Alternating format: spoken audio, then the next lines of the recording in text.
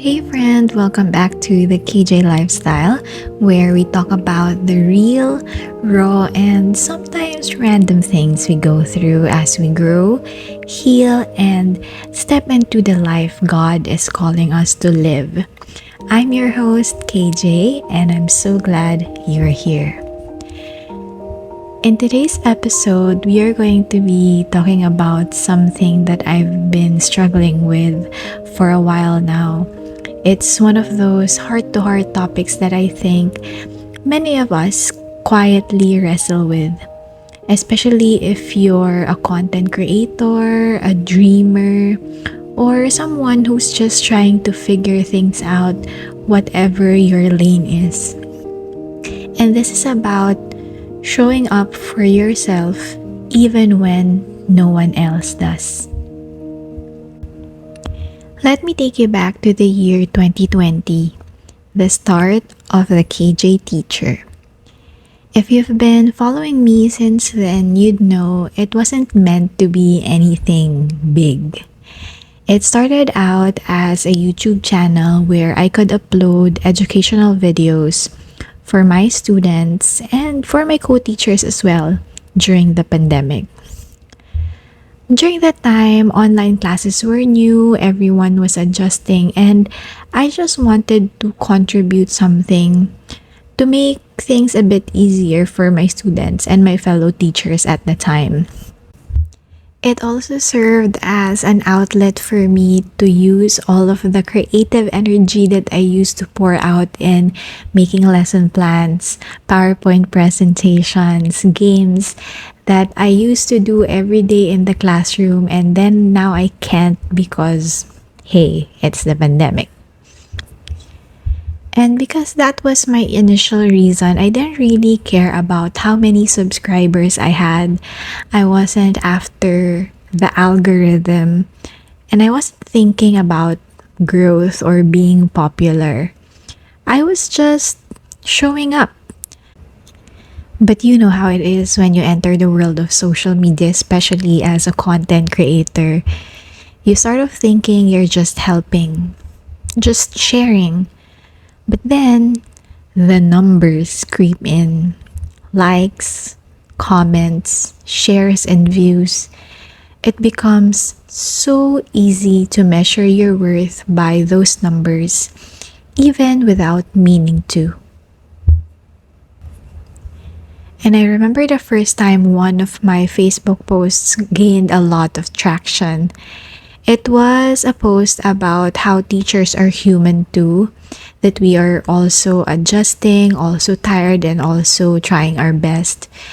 It resonated with so many people, especially teachers at the time, that I went from just having two-digit followers to having hundreds the next day, and then suddenly thousands until I hit 10,000 followers, and then suddenly nothing. After that post, my growth plateaued. No viral post, no sudden boom anymore. Everything I posted after that didn't get as much attention as I expected them to. Some days I'd gain a few followers, other days I'd lose a few. And you know why I noticed? It was because I found myself checking the number of followers I have at least twice a day. It really started to get to me. It got to a point when I didn't want to post anything anymore because I felt like no one was listening. I thought, why put in all this effort if only a few people are seeing it? My motivation to create started to fade, and I got inconsistent over time because my feelings were inconsistent. But recently, especially after working on 30 days of self-love, I've started to understand something really important. If I want to build a community of people trying to navigate adulthood, of people trying to heal and start over, of quiet creatives like me, then I have to be okay with being the first and only resident in the community that I am building. I cannot force people to show up and reside in my community if I'm not even willing to be present there myself. What really matters right now is that I keep showing up, even if it's just me. And to be honest, let me tell you that it's not always easy. There are days when my posts barely get any reaction. Sometimes I stare at my content and think, was this even helpful? Did anyone even care? But then I remember those few people, the ones who continue to like, comment, message, or just quietly read. The ones who show up with me. I see you all and I appreciate each and every one of you. But more than that, actually, I've learned to appreciate me. The version of me who still chooses to write, post, record, and speak, even when the applause is faint or sometimes even non existent. Think about it. We don't show up to eat, sleep, or breathe just because someone is watching. We don't do it for them. We do it because we need it to survive. It sustains us. And the same goes for our dreams. We show up not just for an audience, but because it nurtures who we are becoming. And struggling with this actually also reminded me of something I've always told myself ever since I started becoming a teacher. I said that if I could change the life of even just one student in my entire lifetime, then my life would have been worth it. That same heart I need to apply to everything that I'm doing. My podcast, my devotionals, my content, and every single thing I create. If even just one person, one listener, one follower, one quiet friend out there feels seen, heard, or encouraged because of something I shared, then it's all worth it. And even if there's no one, even if I don't get the likes, the shares, the comments, I'm still proud because I showed up. I honored the calling and I kept going. And I want to remind you of that too.